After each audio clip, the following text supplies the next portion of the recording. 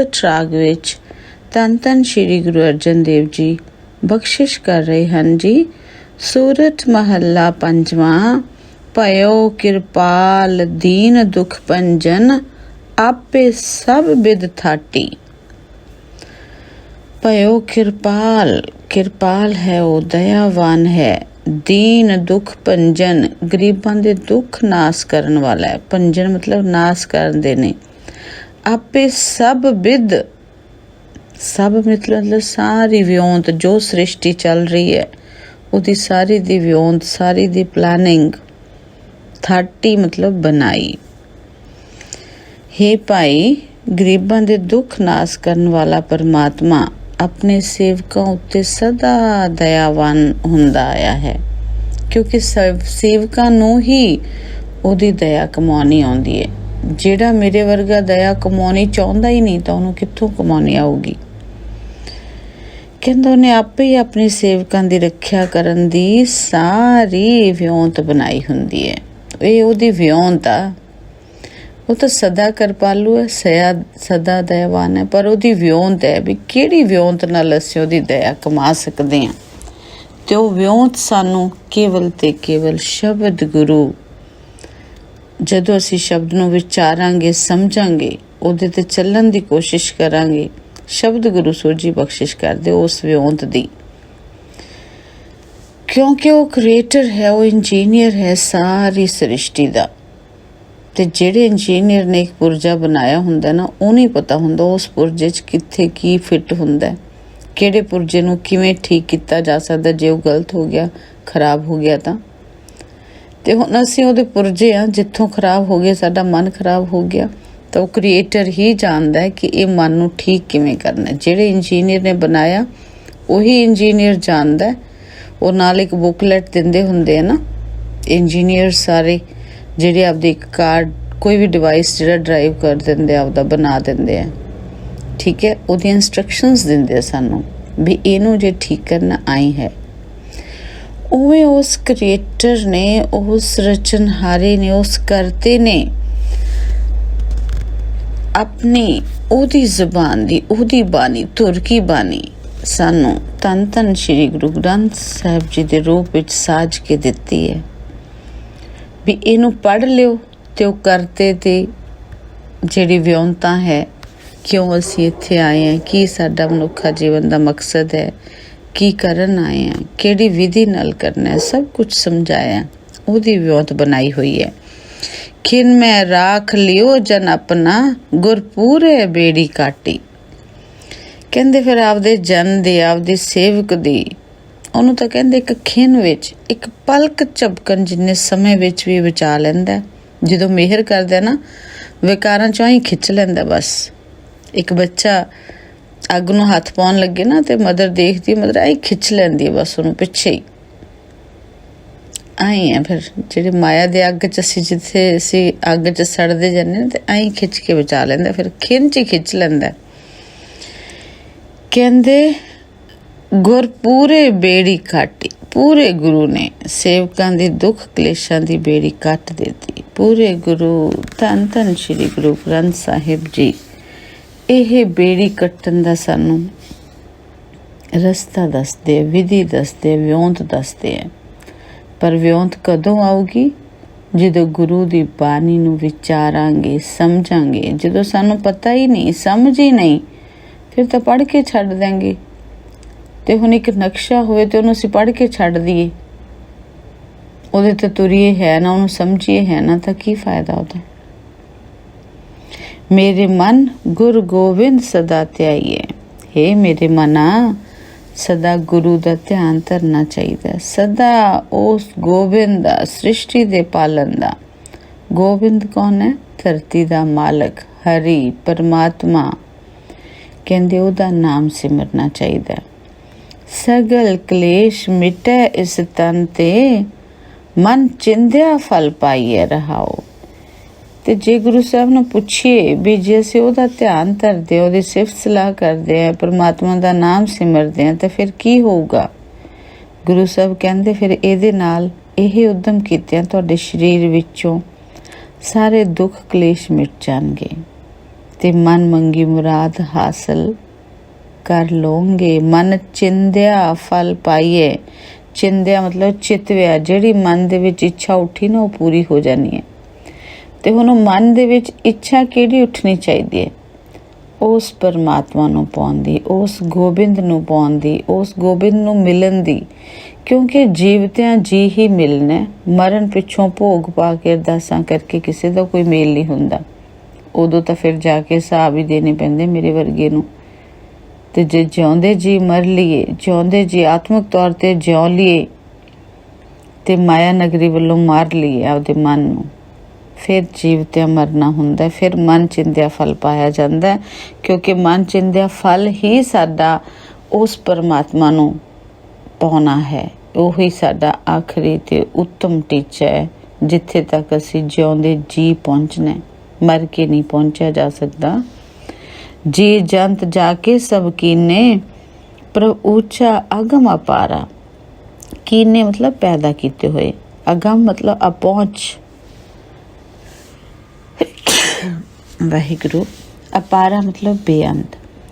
ਕਹਿੰਦੇ ਸਾਰੇ ਜੀ ਜੰਤ ਜਿਸ ਪਰਮਾਤਮਾ ਦੇ ਪੈਦਾ ਕੀਤੇ ਹੋਏ ਹੈ, ਉਹ ਪ੍ਰਭੂ ਸਭ ਤੋਂ ਉੱਚਾ ਹੈ, ਸਭ ਤੋਂ ਅਪਹੁੰਚ ਹੈ, ਸਭ ਤੋਂ ਬੇਅੰਤ ਹੈ।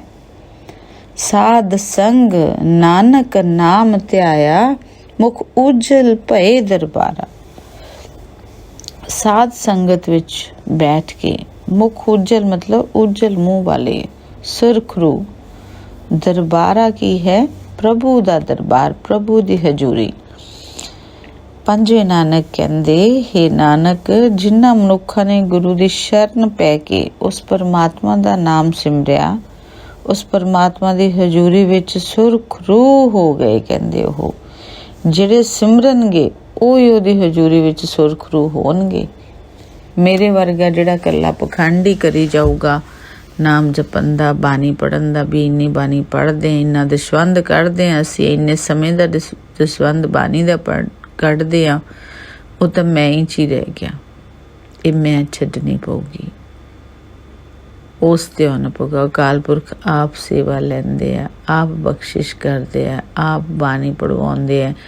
ਬਾਣੀ ਦੀ ਸੋਝੀ ਲੈਣੀ, ਅਸੀਂ ਬਾਣੀ ਨੂੰ ਵਿਚਾਰ ਕੇ ਪੜ੍ਹਨਾ।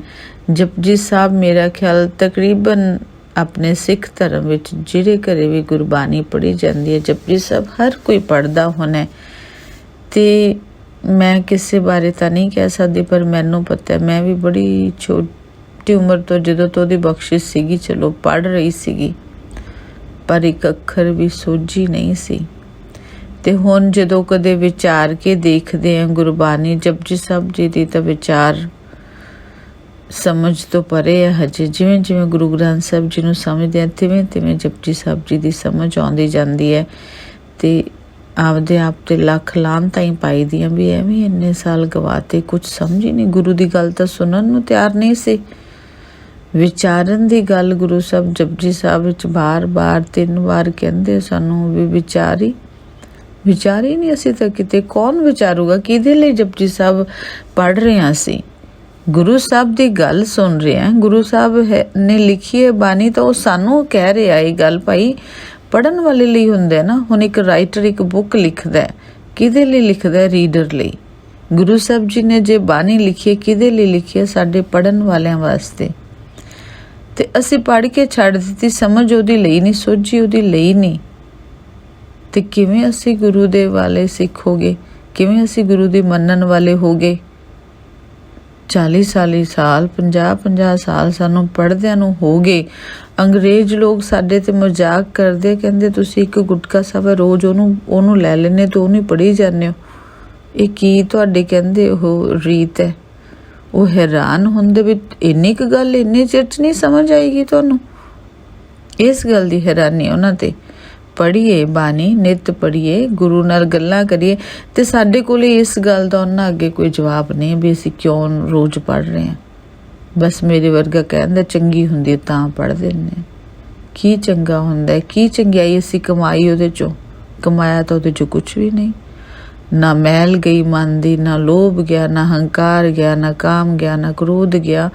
ਮਨ 'ਚੋਂ ਤਾਂ ਭੋਰਾ ਵੀ ਕੁਛ ਨਹੀਂ ਗਿਆ। ਤੇ ਕੀ ਫਾਇਦਾ ਹੋਇਆ ਉਸ ਬਾਣੀ ਪੜ੍ਹਨ ਦਾ ਸਾਨੂੰ? ਬਾਣੀ ਗੁਰੂ ਸਾਹਿਬ ਦੀ ਉਹ ਚਾਬੀ ਹੈ ਜੋ ਧੁਰ ਸਾਨੂੰ ਉਹ ਦਰਗਾਹ ਦਾ ਗੇਟ ਖੋਲ ਕੇ ਦਿੰਦੀ ਹੈ।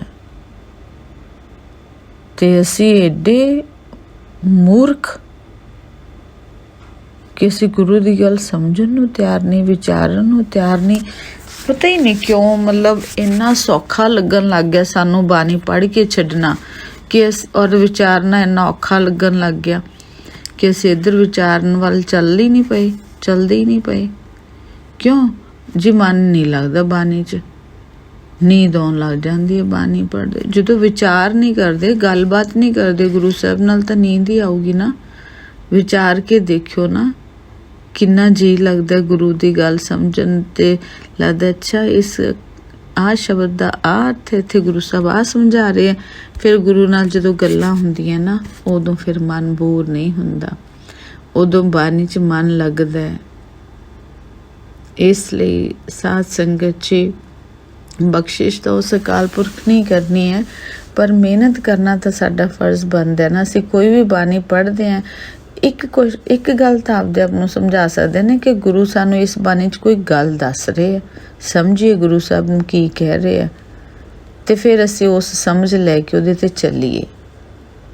ਇੰਨਾ ਹੀ ਅਸੀਂ ਆਪਦੇ ਗੁਰੂ ਦਾ ਕਹਿਣਾ ਨਹੀਂ ਮੰਨ ਸਕਦੇ ਤਾਂ ਅਸੀਂ ਕਾਹਦੇ ਗੁਰੂ ਵਾਲੇ ਹੋਏ।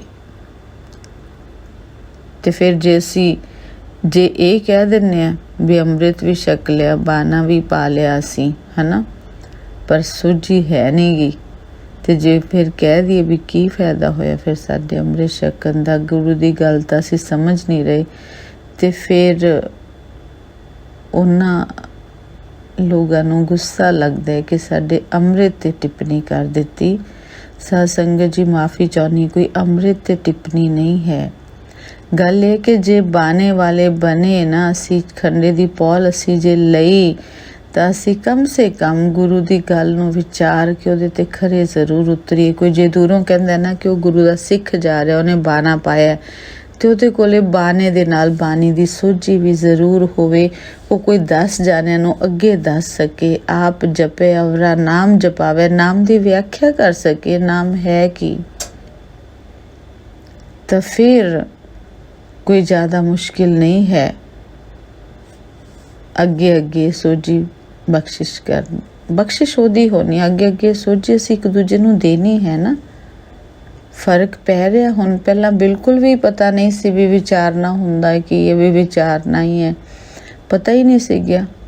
ਗੁਰੂ ਸਾਹਿਬ ਕਹਿੰਦੇ ਵਿਦਿਆ ਵਿਚਾਰੀ ਤਾਂ ਪਰਉਪਕਾਰੀ, ਜੇ ਵਿਚਾਰੋਗੇ ਤਾਂ ਪਰਉਪਕਾਰ ਕਰੋਗੇ, ਜੇ ਵਿਚਾਰ ਹੀ ਨਹੀਂ ਰਹੇ ਤਾਂ ਪਰਉਪਕਾਰ ਕਾਹਦਾ ਕਰ ਲੋਗੇ। ਜਦੋਂ ਸੋਝੀ ਨਹੀਂ ਲਈ, ਵਿਚਾਰ ਹੀ ਨਹੀਂ ਕੀਤੀ ਤਾਂ ਕਾਹਦਾ ਪਰਉਪਕਾਰ ਕਰ ਸਕਦੇ ਹਾਂ। ਇਸ ਲਈ ਸਮੇਂ ਦੀ ਬਹੁਤ ਲੋੜ ਹੈ ਕਿ ਅਸੀਂ ਸਮਝੀਏ। ਆਪਾਂ ਹੀ ਸਮਝਣਾ, ਹੋਰ ਕਿਹਨੇ ਸਮਝਣਾ। ਆਪਾਂ ਨੂੰ ਜੇ ਬਾਣੀ ਆਪਾਂ ਪੜ੍ਹ ਸਕਦੇ ਤਾਂ ਸਮਝ ਕਿਉਂ ਨਹੀਂ ਸਕਦੇ, ਤੇ ਸਮਝ ਕੇ ਉਹਦੇ ਤੇ ਚੱਲ ਕਿਉਂ ਨਹੀਂ ਸਕਦੇ। ਇਸ ਲਈ ਇਹ ਗੁਰੂ ਦਾ ਦੱਸਿਆ ਹੋਇਆ ਮਾਰਗ ਹੈ ਜੋ ਅਸੀਂ ਅਪਣਾਉਣਾ ਹੈ। ਜੀਵਨ ਜਾਂਚ ਹੈ, ਵੇ ਆਫ ਸਪੈਂਡਿੰਗ ਲਾਈਫ। ਤੇ ਫਿਰ ਅਸੀਂ ਨਹੀਂ ਅਪਣਾਵਾਂਗੇ ਤਾਂ ਕੌਣ ਅਪਣਾਊਗਾ। ਤੇ ਅਪਣਾ ਕੇ ਦੇਖੀਏ, ਆਪਦੇ ਆਪ ਨੂੰ ਘੋਖੀਏ ਵੀ ਕਿੰਨੀਆਂ ਚੇਂਜਿਸ ਆਈਆਂ ਤੇ ਚੇਂਜਿਸ ਆਉਂਦੀਆਂ। ਗੁਰੂ ਸਾਹਿਬ ਮਿਹਰ ਕਰਦੇ ਆ ਜ਼ਰੂਰ, ਉਸ ਅਕਾਲ ਪੁਰਖ ਦੀ ਬਖਸ਼ਿਸ਼ ਨਾਲ ਸਾਡੇ ਮਨ 'ਚ ਚੇਂਜ ਆਉਂਦੀ ਹੈ, ਮਨ 'ਚ ਸੁਧਾਰ ਆਉਂਦਾ, ਮਨ ਟਿਕਦਾ ਨਹੀਂ ਹੈ। ਇਹ ਗੱਲ ਨਹੀਂ ਕਿ ਨਹੀਂ ਟਿਕਦਾ, ਮਨ ਵਿਕਾਰਾਂ ਤੋਂ ਵੀ ਪਾਸੇ ਹਟਦਾ। ਜਿਹੜੇ ਵਿਕਾਰ ਪਹਿਲਾਂ ਕਰਦੇ ਸੀ ਨਾ, ਉਹ ਮਨ ਝਿੜਕਦਾ ਉੱਥੇ ਵੀ ਨਹੀਂ, ਹੁਣ ਨਹੀਂ ਕਰਨੇ। ਇਹ ਗਲਤ ਹੈ, ਇਹ ਗਲਤ ਹੈ, ਕਿਉਂਕਿ ਜੋ ਵਿਕਾਰ ਮੇਰੇ 'ਚ ਹੈ ਮੈਨੂੰ ਪਤਾ ਹੈ, ਮੈਂ ਵਿਕਾਰੀ ਹਾਂ, ਮੈਂ ਗਲਤ ਕਰ ਰਹੀ ਹਾਂ, ਮੈਨੂੰ ਪਤਾ ਹੈ। ਦੂਜੇ ਨੂੰ ਭਾਵੇਂ ਮੈਂ ਸ਼ੋਅ ਆਫ ਨਾ ਕਰਾਂ, ਤੇ ਜੋ ਚੀਜ਼ ਮੇਰੇ ਬਾਰੇ ਮੈਨੂੰ ਪਤਾ ਹੈ ਉਹ ਮੈਂ ਹੀ ਸੁਧਾਰ ਸਕਦੀ ਹਾਂ। ਆਪਣੇ ਮਨ ਦੇ ਅਸੀਂ ਆਪ ਜ਼ਿੰਮੇਵਾਰ ਹਾਂ ਸਾਧ ਸੰਗਤ ਜੀ। ਇਸ ਲਈ ਆਓ ਸਾਰੇ ਹੀ ਕੋਸ਼ਿਸ਼ ਕਰੀਏ ਕਿ ਆਪ ਹਰ ਸ਼ਬਦ ਪੜ੍ਹਿਆ ਕਰੀਏ ਤੇ ਵਿਚਾਰਿਆ ਕਰੀਏ, ਤੇ ਜਿੱਥੇ ਸਮਝ ਨਾ ਆਵੇ ਉੱਥੇ ਇੱਕ ਦੂਜੇ ਤੋਂ ਪੁੱਛਿਆ ਕਰੀਏ। ਸਾਧ ਸੰਗਤ ਦਾ ਮਤਲਬ ਇਹ ਹੈ ਵੀ ਮੈਨੂੰ ਨਹੀਂ ਸਮਝ ਆਇਆ, ਤੁਸੀਂ ਸਮਝਾ ਦਿਓ, ਤੁਹਾਨੂੰ ਨਹੀਂ ਆਇਆ ਕੋਈ ਤੀਜਾ ਸਮਝਾਊਗਾ। ਡਿਸਕਸ਼ਨ ਹੈ, ਇੱਕ ਦੂਜੇ ਨਾਲ ਸਮਝਣ ਦੀ ਗੱਲ ਹੈ, ਤਾਂ ਇੱਕ ਦੂਜੇ ਨੂੰ ਸਮਝਾਈਏ, ਵਿਚਾਰਾਂ ਕਰੀਏ, ਮਿਹਰ ਉਸ ਅਕਾਲ ਪੁਰਖ ਨੇ ਕਰਨੀ ਹੈ। ਮਿਹਨਤ ਆਪਾਂ ਕਰੀਏ, ਇੱਧਰ ਨੂੰ ਟਾਈਮ ਲਗਾਈਏ, ਕੇਵਲ ਪੜ੍ਹਨ 'ਤੇ ਨਾ ਲਾਈਏ, ਸੋਚੀ ਲੈਣ ਵਿਚਾਰਨ 'ਤੇ ਵੀ ਸਮਾਂ ਲਗਾਈਏ। ਪੜ੍ਹਨਾ ਬੁਰਾ ਨਹੀਂ ਹੈ, ਪਰ ਪੜ੍ਹ ਕੇ ਜੇ ਸਮਝਿਆ ਨਹੀਂ ਤੇ ਫਿਰ ਪੜ੍ਹਿਆ ਵੀ ਵਿਅਰਥ ਗਿਆ। ਪੜ੍ਹ ਗੱਡੀ ਨਾ ਲੱਦੀਏ। ਗੁਰੂ ਸਾਹਿਬ ਨੇ ਕਿਹਾ ਪੜ੍ਹ ਗੱਡੀ ਨਾ ਲੱਦਿਓ। ਮਨਾ ਕੀਤਾ ਸਾਨੂੰ ਕੇਵਲ ਪੜ੍ਹਨ ਨੂੰ। ਗੁਰੂ ਸਾਹਿਬ ਨੇ ਕਹਿੰਦੇ ਪੜ੍ਹਿਓ, ਸੁਣਿਓ, ਗਾਵੀਏ, ਸੁਣੀਏ, ਮੰਨੀਏ, ਮਨ ਰੱਖੀਏ ਪਾਓ। ਮੰਨਣਾ ਵੀ ਹੈ, ਮਨ 'ਚ ਪਾਓ ਵੀ ਰੱਖਣਾ, ਪਿਆਰ ਵੀ ਰੱਖਣਾ ਉਸ ਅਕਾਲ ਪੁਰਖ ਦਾ। ਗੁਰੂ ਪਿਆਰੀ ਸਾਧ ਸੰਗਤ ਜੀ, ਗੁਰਬਾਣੀ ਵਿਚਾਰ ਕਰਦੇ ਕਲਯੁਗ ਪਾਪੀ ਜੀਵ ਤੋਂ ਅਨੇਕਾਂ ਗਲਤੀਆਂ ਹੋਈਆਂ ਹੋਣੀਆਂ, ਆਪ ਅਣਜਾਣ ਜਾਣ ਕੇ ਮਾफ़ ਕਰ ਦੇਣਾ। हे मेरे सच्चे पिता वाहिगुरु, सही प्यारे मेल जिन्ना मिलिया तेरा नाम चितावै, नानक नाम चढ़दी कला तेरे पाने सरबत दा भला। वाहिगुरु जी का खालसा, वाहिगुरु जी की फतेह।